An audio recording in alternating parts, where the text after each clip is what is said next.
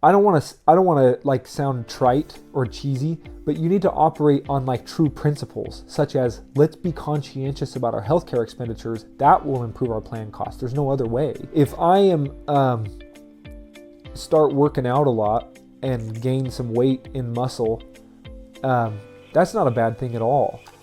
If I am trying to get underwritten for life insurance and it puts me in a different place on the body mass index, my life insurance will be more expensive. I mention that because life insurance isn't holistically considering your entire health situation. They're considering you as a part of a body of large numbers. So when you deal with like, hey, I'm going to make these changes to my plan documents that are extremely nuanced, and I want to know what that's going to do to my costs. The reason why that's important is because insurance metrics can't consider that in a nuanced fashion. They can only consider blanket. This is what everybody does and it makes this difference. So that's why the data doesn't exist, is because when you start pulling levers of plan documents, I lived through this when we were trying to figure out, can we even price ourselves into this space of stop loss coverage because they don't want smaller employers.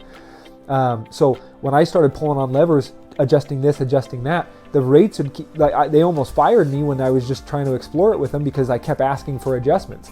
The rates would come back differently, and I would be like, why? Why did this change the rates? Because those are the levers that the underwriters are looking at in their law of large numbers. So if you want to know why making nuanced changes where we're trying to be disruptive in this space and make the right changes, why insurance carriers can't price for that is because there's no history of people doing that and considering the changes. Or if that history exists, it's not in their underwriting pool. It's with someone that is large, actually foots the bill for their costs and said, hey, let's just do what actually works here. And I'll bet that happens, but that data is not public. They're not exactly publishing how they're doing that. And underwriters aren't considering that when they're making decisions about who to underwrite and what the premium should be.